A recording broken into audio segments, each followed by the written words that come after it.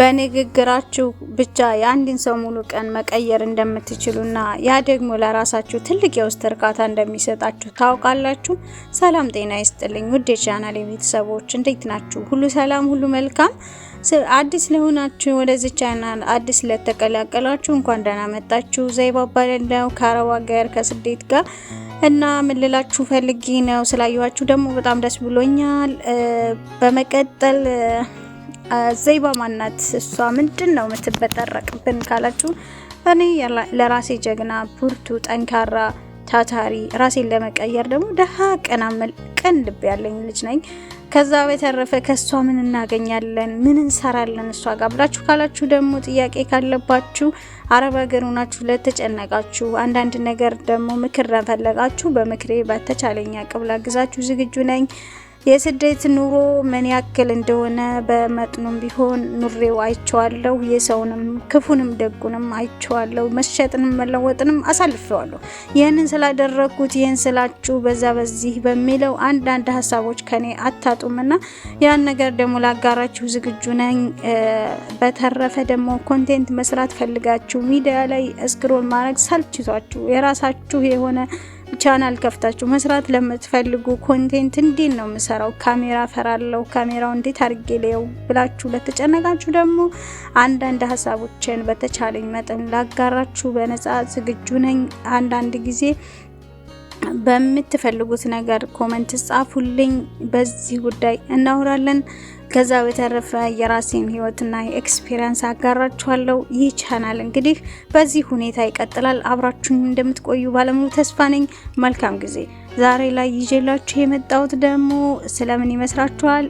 የመጀመሪያው መግቢያው ላይ እንዳወራ ነው የማበረታታት ሰውን በቃላችን መስራትና ማፍረስን እሱን ነው የምናየው።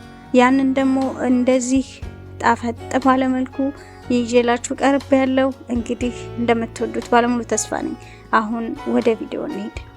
ዛሬ ሌሎችን ስለማበረታታትና በንግግራችን ሰዎችን እንዴት መርዳት እንደምንችል እንዲሁም ይህንን ለኛ የሚሰጠን ሰላም እናያለን። እስከ መጨረሻው አብራችሁን እንድትቆዩ በአክብሮት እንጠይቃለን። በድጋሚ ማለት ነው የማበረታታትና የውስጥ እርካታ ብዙ ጊዜ ደስታ የሚገኘው ተቀብሎ በማከማቸት ይመስለናል።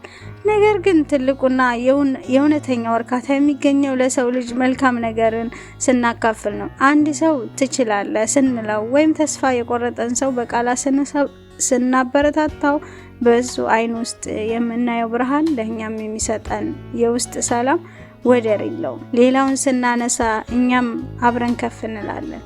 እመኑኝ። ይህን ምላችሁ ደግሞ እዚህ ላይ አንድ ታሪክ ላጋራል። የሆነ ሰዓት እኔ ኳስ መጫወት ወደድኩኝ፣ ፈለግኩኝ። በሰዓቱ በነበርኩበት እድሜ ላይ ኳስ መጫወት የምፈልገው እጅ ኳስ ነበርና በዛ በቃ በጣም ወደዋለሁኝ። ከዛ ማየት ጀመርኩኝ። እዛ ትምህርት ቤት እያለሁ በማይበት ሰዓት በቃ ልጫወት ለምን አልጫወትም እኔስ ብዬ አሰብኩ። ከዛ አንድ ቀን ወደ ሜዳው ጎራልኩና ገባሁኝ። ከዛ ኳሷ ስትመጣ ለመመለስ ፈልጌ ግን ለምን እንደሆነ አላቅም ከኳሷ በፊት እኔ ተንበረከኩ እንዳስቁብኝ፣ ምክንያቱም ያስቃልና። ከዛ ውጭ ላይ ለነበሩ ሰዎች ደግሞ በጣም ሳቁብኝ። ጓደኞቼ በጣም ሙዳዙብኝ። ረጅም ጊዜ በዛ ነገር እንዴት ተሳለቁብኝ ከረሙ ማለት ነው። ከዛ እኔ ደግሞ በዛን ሰዓት ተሰበረ ውስጤ። በቃ እኔም አልችልም፣ በቃ እኔ የነካሁት ነገር አይሳካልኝም ብዬ አመንኩኝ። ከዛ በኋላ የመጨረሻም የመጀመሪያም ያቺ ሆናለች ሜዲያዬ ማለት ነው። በዛው ቆመ ቀረሁኝ። ደግሜም ወደዛ ሞክሬ አላቅም። በቃ ማየት ሁሉ እስኪያስጠላኝ ድረስ ደርሻለሁና የሰው ልጅ ቃላት ፓወር አለው። ስለዚህ ለምንናገረው ነገር መጠንቀቅም ጥሩ ነው። ሲቀጥል ደግሞ ሌላውን ማንሳትም የምንችለው በጥሩ ቃላቶች ነውና መርዳት ማለት ገንዘብ ብቻ አይደለም። በተቻለና አቅም ቃላቶቻችንን ብንጠነቀቅ የተሻለ ነው ብዬ አምናለሁ። ወደ ቀጣዩ ደግሞ ዘይባ ይህንንስ አልሽን በንግግራችን የሰዎችን ቀን እንዴት እንቀይር፣ ምን እናርግ ብላችሁ ካላችሁኝ ደግሞ እሱን ደግሞ እናያለን። ታዲያ በተግባር ምን እናድርግ? በጣም ቀላል የሆኑ ግን ትልቅ ለውጥ የሚያመጡ መንገዶች አሉ ብዬ ያሰብኳቸውን እንደዚሁ አቅርቤያቸዋለሁ። እውነተኛ አድናቆት መግለጽ፣ አንድ ሰው የሰውን ስራ ትንሽም ቢሆን ጎበዝ፣ በጣም ጥሩ ነው ማለት ትልቁ ብርታት ይሆናል። አንዳንድ ጊዜ ሰዎች ምክርን ሳይሆን የሚሰማቸውን ሰው ይፈልጋሉ። አይዞሽ፣ እኔ ያለሁልሽ፣ እኔ ያለሁልህ የሚል አጭር ቃል የአንድን ሰው የጨለማ ቀን ሊያበራ ይችላል። ሌላኛው ፈገግታ የታከለበት ሰላምታ። ቃላቶችን በፈገግታ ስታጅቡ ተጽዕኗቸው እጥፍ ይሆናል። እነዚህም በማድረግ ያንን ሰው ማገዝና መርዳት ትችላላችሁ። በትንሹ ብዬ ያሰብኳቸውን ነገሮች ነው የምነግራችሁ። ምክንያቱም እኔ አንድ ነገር በፈገግታ ብላችሁ ካላችሁኝ እኔ መጀመሪያ ይሁንን ሰው ላማከር ከፈለኩኝ ፊቱን ነው ማየው። ፊቱ ካልተመቸኝ ጥዬ ዘወር ስለምል እኔ ፈገግታ ብዬ ያሰብኩት ለዛ ነው። ሌላኛው ደግሞ እናንተ በጥሞና ማዳመጥ ማለት እኔ አሁን ለምሳሌ ብዙ ጊዜ በቃ ብዙ ነገር መስራት ፈልጌ ማማከር ፈልጌ ጆሮ ሳይሰጡ ብዙ ጊዜ ተስፋ ቆርጬ ካለሁበት መንገድ ተመልሼ ብዙ ጊዜ ያውቃለሁና የሰው ልጅ ለማዳመጥ ጊዜ ብሰጡት የተሻለ ነገር ነው ብዬ አምናለሁ። ስለማምንበትም እኔም ደግሞ ከተማርኩበት ህይወት የተነስቼ ያልኩት ነገር ስለሆነ እናንተም ውስጥ ይሄ ነገር እንዳለ አልጠራጠርም። አንድ ነገር እንዳትረሱ ፈልጋለሁ። ሌሎችን ለማበረታታት መጀመሪያ እኛ በውስጣችን ጠንካራ መሆን አለብን።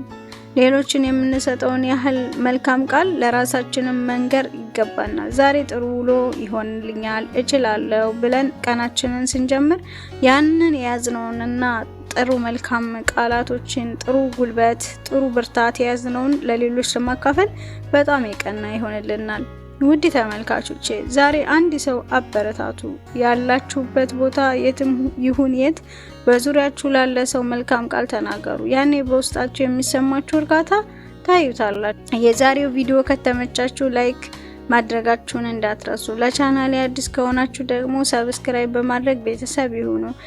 እናንተስ በንግግራችሁ የሰውን ቀን የቀየራችሁበት ወይም በሰው ንግግር ቀናችሁ የበራበት አጋጣሚ አለ? ኮሜንት ላይ አጋሩኝ።